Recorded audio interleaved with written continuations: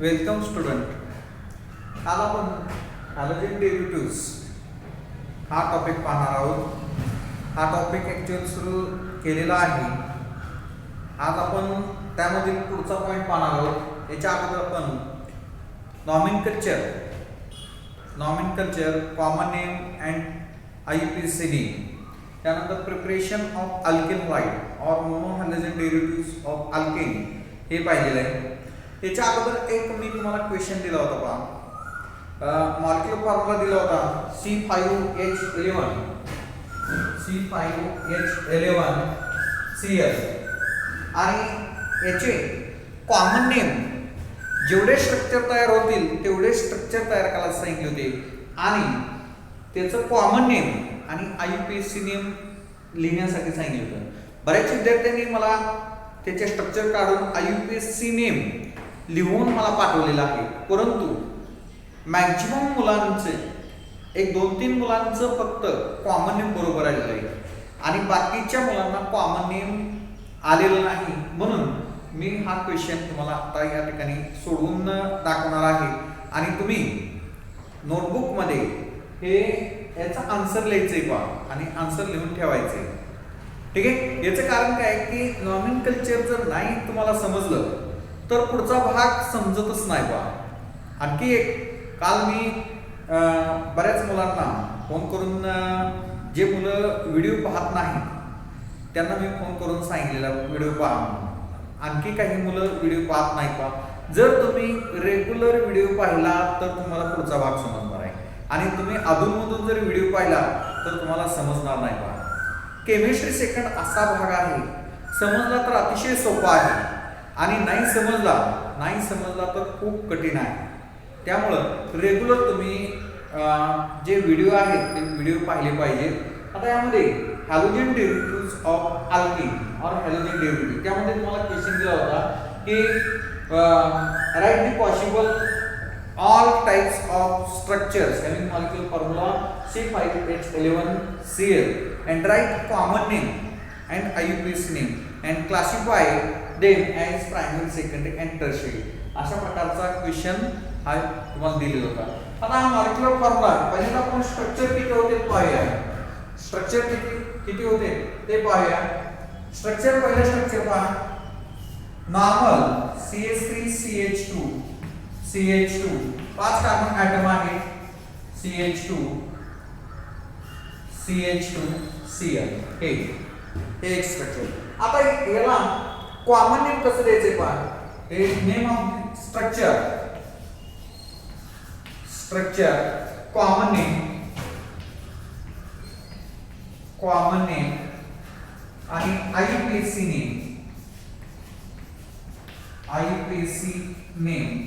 आता common name याच्या अगोदर तुम्हाला सांगतो. कॉमन नेम जर अशा प्रकारची नॉर्मल चेन असेल, स्ट्रेट चेन असेल, याला कुठल्याही प्रकारची ब्रँच नसेल तर या स्ट्रक्चरचं कॉमन नेम लिहिताना किंवा ट्रायव्हल नेम लिहिताना पहिल्यांदा स्मॉल n लिहायचं. स्मॉल n डॅश करायचा. स्मॉल n हे नॉर्मल आहे म्हणून त्याला स्मॉल n. त्यानंतर एकूण कार्बन पाहिजे किती आहेत आणि त्याच्यावर त्याचं नेम द्यायचं. अल्किल ग्रुप कुठला आहे, एकूण कार्बन 5 आहेत म्हणून पेंटिल क्लोराईड.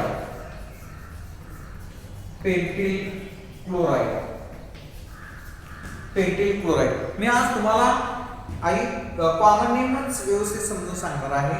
Pentyl chloride. आता यानंतर या स्ट्रक्चरचं IUPAC नेम कसं द्यायचं आहे.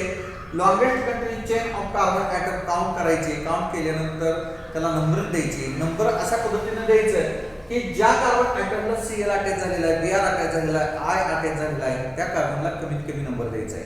आणि म्हणून त्याला नंबर देताना right hand compulsory right hand number द्यायचे 1 2 3 4 5. ठीक आहे.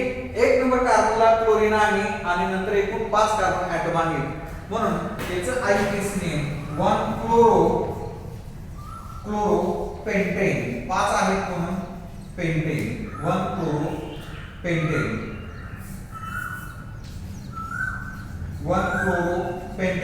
हे तुमचं IUPAC नेम झालं. 1 क्लोरो पेंटेन. ठीक आहे. आता त्यानंतर दुसरं स्ट्रक्चर हे कॉमन नेम देत असताना आपल्याला आयसो स्ट्रक्चर काढायचे. आयसो कुठं म्हणायचं, जर second carbon atom is branched with other one carbon atom are term as iso. म्हणजे 2 नंबर कार्बन ॲटम हे 1 नंबर कार्बन ॲटम आणि हा 2 नंबर कार्बन, जर 2 नंबर कार्बन ॲटमला आणखी एका कार्बनची किंवा मिथिल ग्रुपची जर ब्रँच असेल तर या ग्रुपला आपण आयसो म्हणतो. आयसो 3 कार्बन झाले, 4 आणि हा 5 आणि नंतर Cl. या स्ट्रक्चरला आपण आयसो म्हणतो. आयसो स्ट्रक्चर कशाला म्हणायचं की दोन कुठल्या तरी टोकाकडून राईट हँड असेल किंवा लेफ्ट हँड असेल, या कुठल्याही टोकाकडून 2 नंबर कार्बनला एकच ब्रँच असेल तर त्याला आपण आयसो म्हणतो. आयसो हा आयसो ग्रुप झाला. आयसो अल्फिक ग्रुप कुठला आहे, पेंटिल आहे. आयसो पेंटिल क्लोराइड हे कॉमन नेम झालं. आयसो पेंटिल क्लोराइड. आयसो पेंटिल क्लोराइड हे याचं कॉमन नेम झालं. ठीक आहे. आता आयपीसी नेम देत असताना कंपल्सरी ज्या कार्बन ॲटमला Cl अटॅच झालेला आहे त्या कार्बनला कमीत कमी नंबर गेला पाहिजे. लॉंगेस्ट कंटिन्यू चेन सिलेक्ट केल्यानंतर हा 1 नंबर कार्बन ॲटमला Cl अटॅच झालेला आहे म्हणून 1 chloro 2 methyl butane. 1 chloro 2 methyl butane. 1 chloro 2 methyl 1 chloro 2 methyl butane. 1 chloro 2 methyl butane. ठीक आहे. 1 क्लोरो 2 मिथिल ब्युटेन हे याचं आयपीसी नेम झालं. ठीक आहे. आता यानंतर आणखी एक पहा, मुलं काय करतात मी स्ट्रक्चर मध्ये पाहिलं, इथं कार्बनला बॉन्ड द्यायचा आहे, इथं हायड्रोजनला बॉन्ड द्यायचा नाही किंवा इथं सेंटरला बॉन्ड द्यायचा नाही, इथं कार्बनला बॉन्ड द्यायचा आहे. कार्बनला बॉन्ड द्यायचा आहे. ठीक आहे. आता सेकंडरी कोणाला म्हणायचं, हा सेकंड कार्बन ॲटम आहे. सेकंड कार्बन ॲटमला जर हॅलोजन ॲटम जो फंक्शनल ग्रुप आहे हॅलोजन ॲटम अटॅच झाला तर त्याला सेकंडरी म्हणायचं. सेकंडरी एकूण कार्बन किती आहे, 5 आहे म्हणून CH2 CH3 हा सेकंडरी झाला. Secondary pentyl chloride. सेकंडरी साठी SEC डॉट करायचा. Secondary pentyl chloride. ठीक आहे. आता सेकंडरी पेंटिल क्लोराइड हे झाल्यानंतर याचं आयपीसी नेम द्यायचं. आयपीसी नेम देताना आपण काय करायचं, ज्या कार्बन ॲटमला हॅलोजन ॲटम किंवा Cl अटॅच झालेला आहे त्या कार्बनला कमीत कमी नंबर द्यायचा आहे.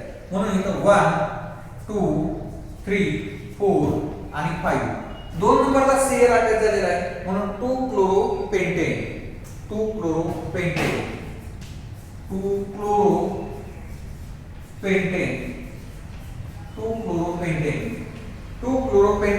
याचं आयपीसी नेम झालं.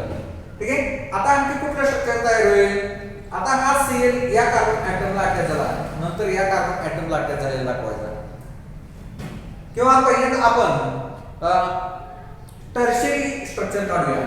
टर्शियरी स्ट्रक्चर कोणाला म्हणायचं, second carbon atom is branched with other one carbon atom. हे टर्शियरी कार्बन ॲटम झाला आणि या टर्शियरी कार्बन ॲटमला इथं Cl अटॅच झालेला दाखवायचा. परंतु इथं 5 कार्बन नाही, इथं 4 कार्बन आहेत. मग पुन्हा काय करायचं, इथं एक कार्बन ॲटम हा वाढलेला दाखवायचा. एक कार्बन ॲटम हा वाढलेला दाखवायचा आणि त्या ठिकाणी एकूण 5 कार्बन ॲटम झाले. टर्शियरी हा Cl इथं दाखवला तरी बरोबर आहे, इथं दाखवला तरी बरोबर आहे किंवा इथं दाखवला तरी बरोबर आहे. परंतु हा टर्शियरी कार्बन झाला पाहिजे. टर्शियरी कार्बन म्हणजे 2 नंबर कार्बनला आणखी 2 कार्बनची ब्रँच असेल तर त्याला टर्शियरी म्हणायचं. टर्शियरी एकूण कार्बन 5 आहे म्हणून याला टर्शियरी पेंटिल. आता टर्शियरी साठी T फक्त लिहिलं तरी बरोबर आहे, फक्त T लिहिलं आणि डॉट लिहिलं तरी बरोबर आहे. टर्शियरी किंवा हे शॉर्ट मध्ये असं लिहिलं तरी बरोबर आहे. Tertiary pentyl chloride. Tertiary pentyl chloride नंतर आयपीसी नेम पाहिजे. आयपीसी नेम कंपल्सरी या कार्बन ऍटमला 1 नंबर किंवा या कार्बन 1 2 3 आणि 4. इथं 2 नंबर कार्बनला एक Cl आहे, 2 नंबर कार्बनला एक मिथिल आहे, म्हणून 2 क्लोरो 2 मिथिल एकूण 4 कार्बन ऍटम आहेत म्हणून butane. 2 chloro 2 methyl butane. 2 chloro 2 methyl 2 chloro 2 methyl butane. 2 chloro 2 methyl butane हे याचं आयपीसी नेम झालं. 2 क्लोरो 2 मिथिल ब्युटेन. आणखी कुठलं स्ट्रक्चर तयार होतंय ते स्ट्रक्चर पाहायचं. कुठलं स्ट्रक्चर तयार होतंय?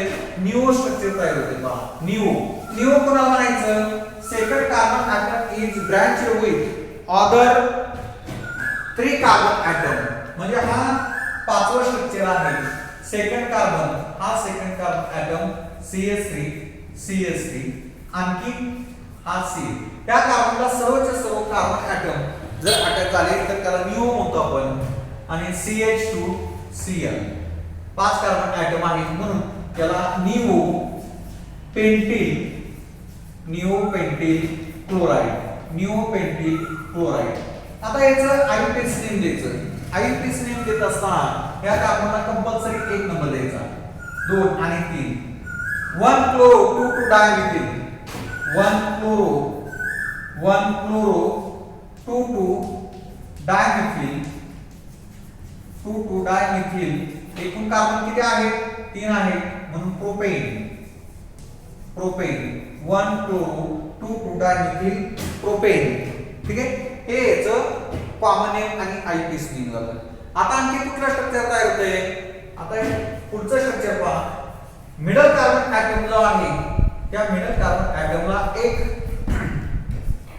Cl अटॅच झालेला दाखवायचा आणि त्या ठिकाणी जे स्ट्रक्चर तयार होईल ते स्ट्रक्चर हे आयसोमर स्ट्रक्चर असेल. आता अशा प्रकारचं स्ट्रक्चर असेल तर या स्ट्रक्चरला आपल्याला कॉमन नेम देता येत नाही. कॉमन नेम देता येत नाही, त्याला आयपीसी नेम द्यायचं. राईट हँड साइडने नंबर दिले किंवा लेफ्ट हँड साइडने नंबर दिले तरी सुद्धा हा 3 नंबर कार्बन ऍटम येतो. म्हणून कोणत्याही साइडने नंबर द्या आणि या ठिकाणी नंबर दिल्यानंतर त्याचं आयपीसी नेम द्यायचं. 3 chloro pentane. 3 chloro pentane. 3 chloro pentane हे याचं आयपीसी नेम झालं. या अशा प्रकारे आपण हे जे स्ट्रक्चर आहे स्ट्रक्चर आणि त्याचं कॉमन नेम आणि आयपीसी नेम हे द्यायचं आहे. कॉमन नेम आणि आयपीसी नेम द्यायचे आहे. ठीक आहे. स्ट्रक्चर काढा, कॉमन नेम लिहा आणि आयपीसी नेम लिहा. आता स्ट्रक्चर काढत असताना काय करायचे पहा. इथे ही ब्रँच आहे हे कार्बनला बॉन्ड दाखवायचा. कार्बन क्लोरीनला बॉन्ड दाखवायचा. इथं मध्ये किंवा हायड्रोजनला दाखवायचं नाही. जर तसं दाखवलं असं मध्ये किंवा हायड्रोजनला तर ते स्ट्रक्चर हे चुकीचं होतंय पहा. ठीक आहे. These are the common name and IPC name having molecular formula C5H11Cl. आता पहा तुम्ही इथं Br लिहिलं तर फक्त प्रत्येक ठिकाणी Br लिहायचं आणि प्रत्येक ठिकाणी इकडं ब्रोमाइड लिहायचं. बाकी सेम आहे. म्हणजे इथं secondary pentyl bromide, isopentyl bromide, n pentyl bromide, tertiary pentyl bromide जर Br लिहिलं तर. आणि जर आयोडीन लिहिलं तर आयोडाइड लिहायचं. आयोडीन लिहिलं तर आयोडाइड लिहायचं आणि प्रत्येक ठिकाणी Cl च्या ठिकाणी I लिहायचं आणि त्या ठिकाणी n pentyl iodide, isopentyl iodide, secondary pentyl iodide आणि टर्शियरी पेंटिल आयोडाइड. या अशा प्रकारे तुम्ही कॉमन नेम आणि आयपीसी नेम काढायचे आहेत आणि लिहायचे आहेत. ठीक आहे. हे आपण जे लिहिलेलं आहे त्यातलं आपलं किती बरोबर आहे हे आपण स्वतः चेक करायचे पहा. आणि हे समजलं तर हे प्रत्येक टॉपिक मध्ये आहे पहा कॉमन नेम आणि आयपीसी नेम. पुढे सुद्धा हा हॅलोजन डेरिव्हेटिव्ह झाला. यामध्ये अल्कोहोल फिनॉल मध्ये सुद्धा आहे. अल्कोहोल फिनॉल किंवा अल्डेहाइड कीटोन मध्ये आहे, अमाइन मध्ये आहे, त्यामुळं ऍसिड मध्ये आहे. हे एकदा जर व्यवस्थित समजलं फक्त फंक्शनल ग्रुप चेंज होतोय. एकदा जर समजलं तर परत विसरत नाही पहा. आणि त्यासाठी हे व्यवस्थित लक्षात ठेवायचं आहे आपण. ठीक आहे. आता पुढचा पॉइंट आपण पाहूया. यामध्ये properties, physical properties of alkyl halide. Physical properties of alkyl halide याच्यावर शक्यतो क्वेश्चन विचारला जात नाही पहा. फक्त ते आपल्याला माहित असणं आवश्यक आहे. Physical properties of alkyl halide. Physical properties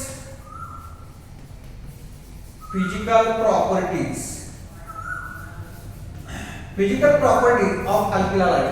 यामध्ये जो अल्किल हलाइड आहे त्या अल्किल हलाइड किंवा जो कंपाऊंड आहे त्या कंपाऊंडची solubility, melting point, boiling point, density याचं कंपेअर केलं जातं आणि ते वॉटर बरोबर केलं जातं. आता यामध्ये अल्किल हलाइड जर पाहिलं आपण, alkyl halide they are insoluble in water. वॉटरमध्ये इनसोल्युबल आहे but soluble in organic solvent. Organic सॉल्व्हेंटमध्ये हे सोल्युबल आहे. त्यानंतर alkyl halide boiling point of alkyl halide is increases with increase in molecular weight. molecular weight जसं increase होईल तसं त्याचा boiling point हा increase होत जातो. boiling point of alkyl halide is higher than corresponding alkene but lower than तर compound content hydrogen bonding. ज्या compound मध्ये हायड्रोजन बॉन्डिंग प्रेझेंट आहे त्याच्यापेक्षा त्याचा बॉइलिंग पॉइंट कमी आहे, परंतु हायड्रोकार्बन जे आहे म्हणजे अल्केन आहे त्या अल्केन पेक्षा त्याचा बॉइलिंग पॉइंट जो आहे तो हायर आहे. Boiling point. त्यानंतर density is less than water. Water पेक्षा याची अल्किल हलाइडची डेन्सिटी ही कमी आहे, लेस आहे. These are the physical properties of alkyl halide. याच्यावर शक्यतो क्वेश्चन विचारला जात नाही, परंतु तुम्हाला हे माहित असणं आवश्यक आहे. Physical properties. आता त्यानंतर केमिकल प्रॉपर्टीज एक असा क्वेश्चन आहे केमिकल प्रॉपर्टीज मध्ये, तो क्वेश्चन तुम्हाला कसाही विचारला जातो का, how will you prepare alkyl halide from, किंवा how will you convert bond OH into bond X, अशा प्रकारचा क्वेश्चन विचारले. आता जनरल रिएक्शन तुम्हाला मी या ठिकाणी लिहून दाखवतो. यामध्ये केमिकल रिएक्शन किंवा केमिकल प्रॉपर्टीज, केमिकल रिएक्शन और केमिकल प्रॉपर्टीज, केमिकल रिएक्शन और केमिकल प्रॉपर्टीज. यामध्ये alcohol which on reacts with, आता हे अल्कोहोल आहे. Alcohol which on reacts with aqueous NaOH or KOH to give corresponding alkyl halide म्हणून आपण alcohol नाही, alkyl halide which on reacts with aqueous KOH or NaOH, it undergo hydrolysis to give corresponding. हा nucleophilic substitution reaction आहे. Nucleophilic substitution reaction आहे. हा X replace होतो आणि हा OH हा त्या ठिकाणी सबस्टिट्यूट होतो, म्हणून याला न्यूक्लियोफिलिक सबस्टिट्यूशन रिएक्शन असं म्हणतो. R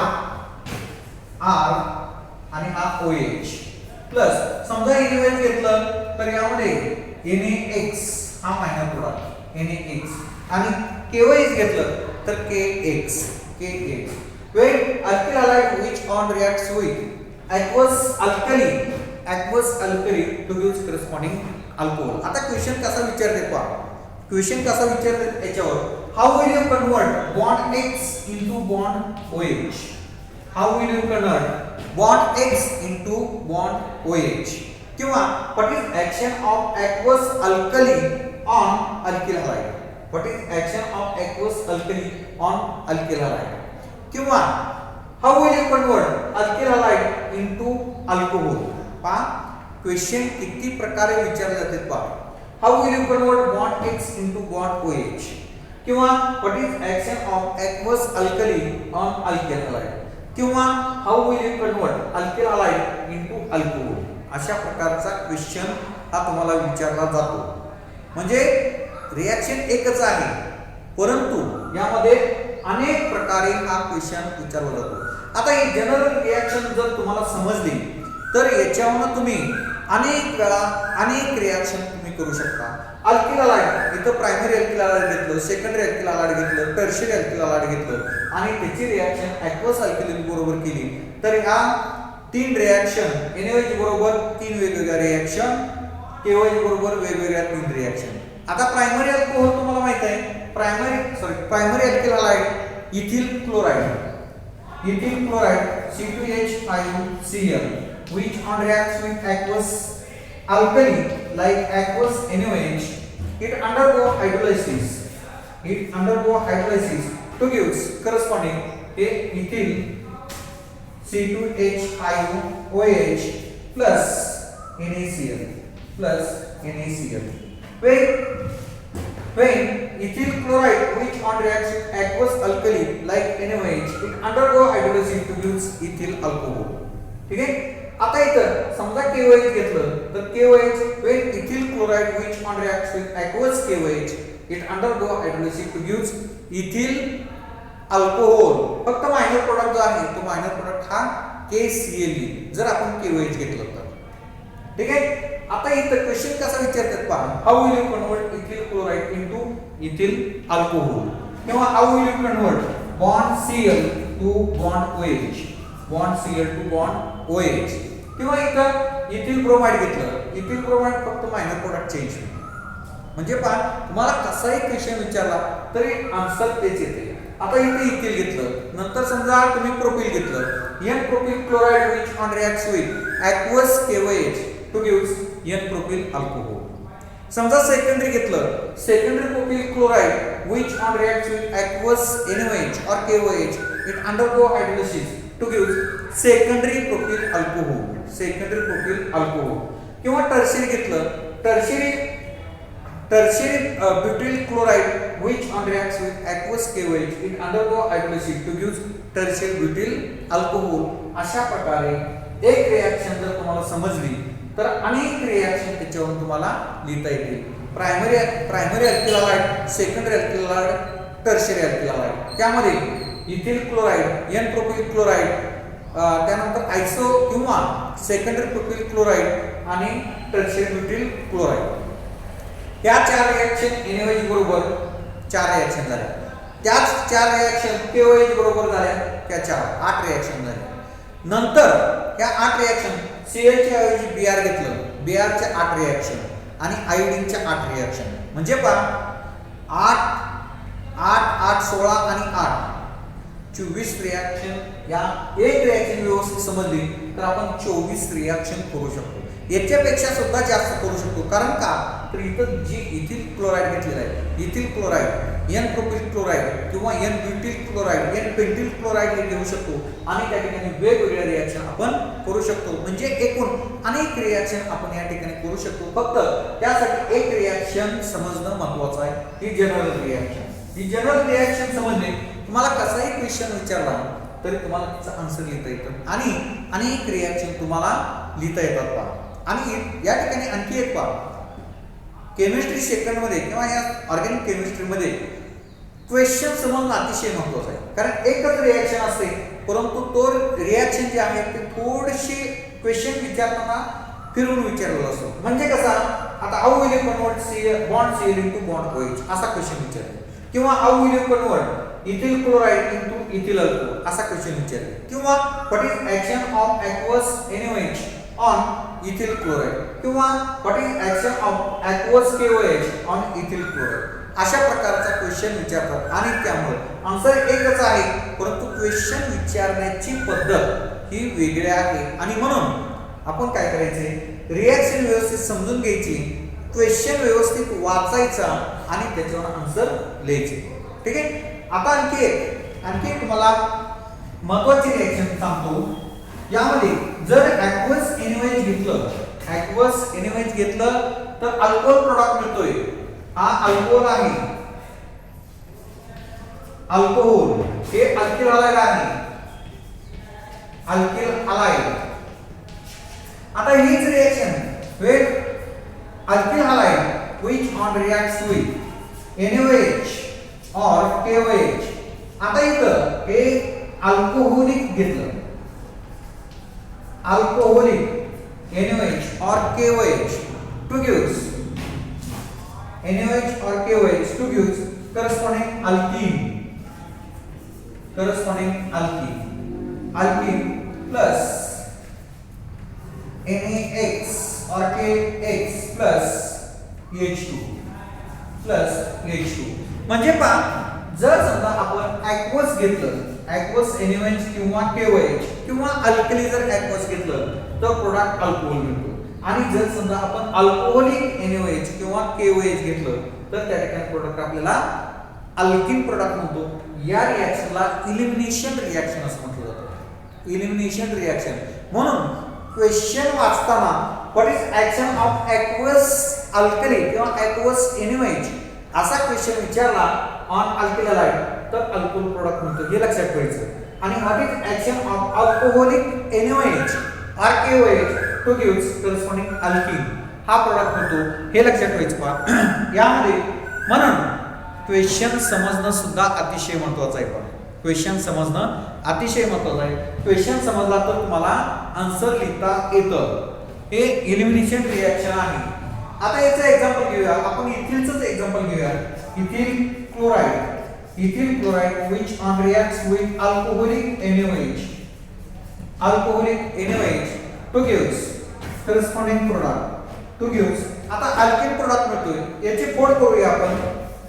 याची फोड करू आणि या ठिकाणी CH3CH2Cl हा Cl आणि या हायड्रोजन मधला एक हायड्रोजन HCl इलिमिनेट होतो आणि प्रोडक्ट काय मिळतो CH2 double bond CH2 alkene like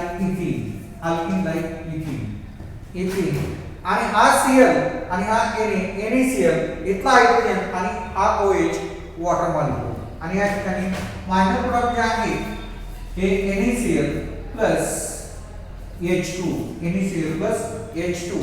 म्हणजे पहा इलिमिनेशन रिएक्शन मध्ये when ethyl chloride which on reacts with alcoholic NaOH to gives ethene.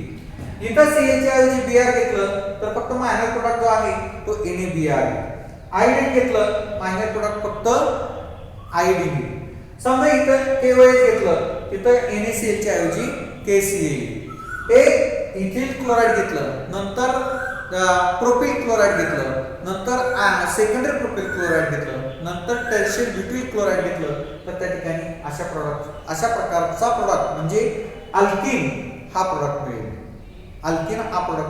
अशा प्रकारे आपण रिॲक्शन जे आहेत त्या रिॲक्शन आपण सोडवण्याचा प्रयत्न करायचा. ठीक आहे.